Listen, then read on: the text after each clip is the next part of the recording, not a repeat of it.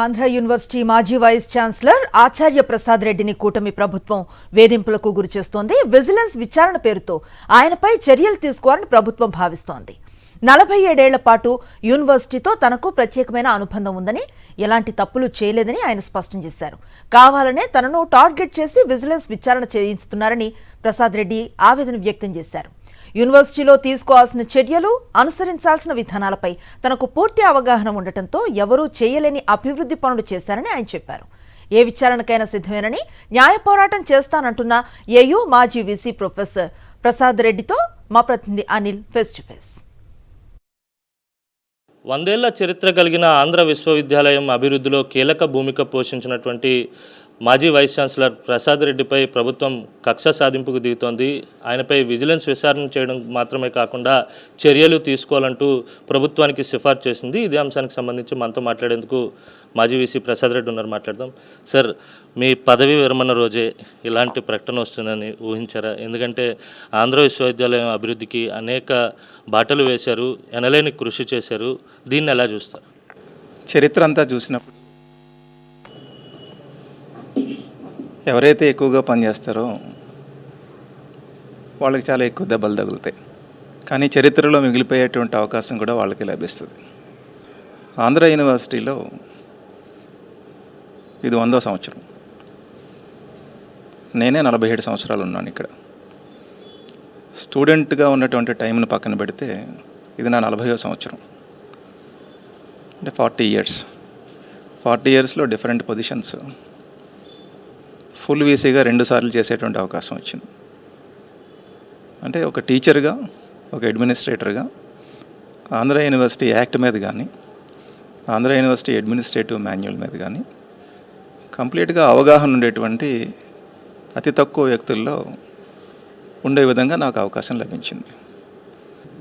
History of Andhra యూనివర్సిటీలో A++ rank, అది కూడా 3.74 లాస్ట్ 5 ఇయర్స్లోనే వచ్చింది. అంటే నా అడ్మినిస్ట్రేషన్లో యూనివర్సిటీ 100 ఏళ్ల చరిత్ర ఉన్నటువంటి యూనివర్సిటీకి హయ్యెస్ట్ గ్రేడు, హయ్యెస్ట్ ర్యాంకు కంట్రీలో 3rd పొజిషన్కి వెళ్ళేటువంటి అవకాశం దక్కింది. ఈ ర్యాంకు 7 ఏళ్ళకి 2030 వరకు కూడా అది మిగులుతుంది. ఇది సామాన్యమైన విషయం కాదు. A++ 3.74. అలాగే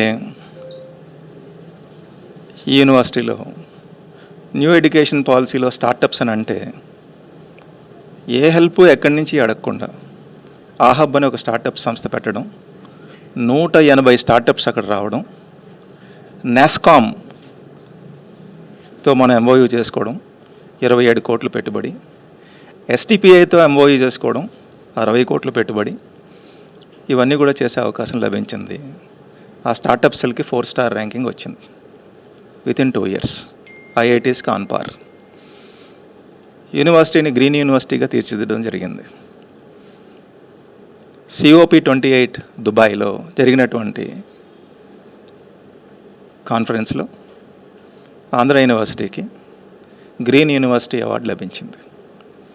ఈ యూనివర్సిటీకి 23,800 టన్స్ ఆఫ్ కార్బన్ క్రెడిట్స్ ఇవ్వడం జరిగింది. IPR చైర్ అనేది కేవలం IITలకు ఇస్తారు. ఆంధ్ర యూనివర్సిటీకి సాధించడం జరిగింది. చైర్ కాదు, చైర్తో పాటుగా 150 పేటెంట్లని 2 ఇయర్స్లో సాధించాం. IPR ఎక్సలెన్స్ అవార్డు వచ్చింది. అంటే ఏ డైరెక్షన్లో చూసినా సరే ఆంధ్ర యూనివర్సిటీని on par with world class universities తీసుకెళ్లేటువంటి ఒక అవకాశం అద్భుతంగా అప్పుడు లభించింది. ఆ క్రెడిట్ ఆ రోజున అడ్మినిస్ట్రేషన్లో ఉన్నటువంటి నా టీము, నేను అందరం కలిపి లైక్ మైండెడ్గా తీసుకెళ్ళడం జరిగింది. ఆ రోజున ప్రిన్సిపల్స్ కావచ్చు, రిజిస్ట్రార్ కావచ్చు, డీన్స్ కావచ్చు, EC మెంబర్స్ కావచ్చు, అందరికీ కూడా ఏంటంటే ఒకటే గోల్ ఏంటంటే ఒక స్టేట్ యూనివర్సిటీని ఒక నేషనల్ యూనివర్సిటీ లెవెల్లో ప్రొజెక్ట్ చేయాలంటే మన దగ్గర ఉన్నటువంటి అపారమైనటువంటి వనరులు ఉన్నాయి. వీటిని సద్వినియోగం చేసుకున్నట్లయితే సరిపోతుంది. కాకపోతే కావాల్సింది ఏంటంటే మోస్ట్ ఆఫ్ ది టైమ్స్ యూనివర్సిటీలో కొంత డిసిప్లిన్ మిస్ అవుతుంది. ఆ డిసిప్లిన్ని కొంచెం తీసుకురావడం జరిగింది. ఆ తీసుకొచ్చే కార్యక్రమంలో కొంతమంది ఫ్యాకల్టీలకి నచ్చలేదు.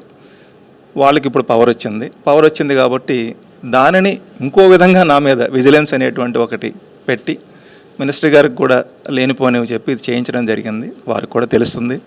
ఎందుకంటే ఏ ఎంక్వైరీలు ఏం చేసినా సరే ఈ డెవలప్మెంట్ అనేది తీసేయలేరు ఎవరు. ఆరోపణలు వస్తాయి, చాలామంది మీద వస్తాయి ఆరోపణలు, చేసిన అందరి మీద వస్తాయి. కానీ అందులో నిజమెంత అనేది ఎప్పుడు తెలుస్తుంది? డాక్యుమెంట్ చెప్తుంది. సో విజిలెన్స్ అనే విచారణ జరుగుతుంది నాకు తెలుసు. మరి ఆ విచారణ కూడా ఏకపక్షంగా జరుగుతుంది. కారణం ఏంటంటే విజిలెన్స్ వాళ్ళు డెఫినెట్గా క్వశ్చన్స్ అడగొచ్చు, కానీ బట్ క్వశ్చన్స్ అడిగినప్పుడు 5 సంవత్సరాలకు సంబంధించినటువంటి ఆన్సర్స్ ఇవ్వాలంటే డాక్యుమెంట్స్ ఇవ్వాలి. ఇది పరీక్ష కాదు, ఇది జేఈఈ ఎగ్జాము, నీట్ ఎగ్జాము కాదు క్వశ్చన్స్కి ఆన్సర్స్ రాయడానికి. ఒక డాక్యుమెంట్ కూడా ఇవ్వకుండా, అడిగినా ఇవ్వకుండా వాళ్ళు విచారణ చేసి ఏకపక్షంగా తీసుకున్నారని తెలిసింది. కానీ బట్ డెవలప్మెంట్స్ ఉన్నాయి కదా, మేము చేసిన డెవలప్మెంట్స్ అవి కూడా చూసుంటే బాగుండు. ఒక పోలమాంబ దగ్గర ల్యాండ్ 65 సంవత్సరాలు ఆక్యుపై అయిన ల్యాండ్, 300 కోట్ల ల్యాండ్, మరి ఇంతకాలం ఎవరు ఎందుకు చేయలేకపోయారు? మేము తీసుకురావడం జరిగింది వెనక్కి. యూనివర్సిటీలో కార్పస్ ఫండ్ 1800 కోట్లు క్రియేట్ చేయడం జరిగింది. ఇవన్నీ కూడా చూసుండుంటే చాలా బాగుండేది. బట్ ఎనీవే, ఎక్కడైతే కనుక కాయలు ఉంటాయో దాటి మీద రాళ్ళు పడతాయి. కానీ బట్ చరిత్ర అనేది ఎప్పుడు కూడా మనం చేసినటువంటి అభివృద్ధిని మాత్రమే గుర్తుపెట్టింది. కాబట్టి మధ్యలో ఈ రకమైనటువంటి విచారణలు ఇవన్నీ కూడా మామూలే. ఇవన్నీ వీటి గురించి పెద్దగా బాధపడేది లేదు. న్యాయ పోరాటం చేస్తాము, అందరూ కూడా తెలుసుకుంటారు. ఈ యూనివర్సిటీలో నేను అంటే 5 ఏళ్ళు అడ్మినిస్ట్రేషన్లో ఉన్నప్పుడు నేను వచ్చిన కొత్తలో 9300 మంది స్టూడెంట్స్ ఉండేవారు. నేను బయటకు వచ్చేటప్పటికి ఇయర్కి 15,800 అయ్యారు. అంటే 15,800 ఇంటూ ఇంచుమించుగా 5 సంవత్సరాలు, అంటే సుమారుగా 70,000 మంది స్టూడెంట్స్. అలాగే డిస్టెన్స్ ఎడ్యుకేషన్లో 18,000 మంది స్టూడెంట్స్ ఉండేవారు. 80,000కి తీసుకెళ్ళడం జరిగింది. ఈ స్టూడెంట్స్ అందరూ వాళ్ళ పేరెంట్స్కి Prasad Reddy as an administrator, as a vice chancellor ఏం చేశాడు అనేది అందరికీ తెలుసు. వాళ్ళ హృదయాల్లో ఉన్నటువంటి ఈ స్థానం ఎప్పుడు కూడా నిలిచిపోతుంది. ఇప్పుడు ఉన్నటువంటి చిన్న సమస్యలకి పరిష్కారం కాలం ఇస్తుంది. కాబట్టి పెద్దగా దీని గురించి ఆందోళన చెందే అవకాశం ఏమీ లేదు. ఇది మొత్తం మీద విజిలెన్స్ విచారణే కాదు, ఏ విచారణ జరిగినా అభివృద్ధిని ఎవరు చెరిపేయలేరు. న్యాయ పోరాటం చేసేందుకు తను సిద్ధంగా ఉన్నానని మాజీ వైస్ ఛాన్సలర్ ప్రసాద్ రెడ్డి స్పష్టం చేస్తున్నారు. వీడియో జర్నలిస్ట్ అప్పలరాజుతో కలిసి అనిల్, సాక్షి టీవీ, ఆంధ్ర యూనివర్సిటీ. మరిన్ని అప్డేట్స్ కోసం ఛానల్ను సబ్స్క్రైబ్ చేయండి. నోటిఫికేషన్స్ కోసం బెల్ ఐకాన్ పై క్లిక్ చేయండి.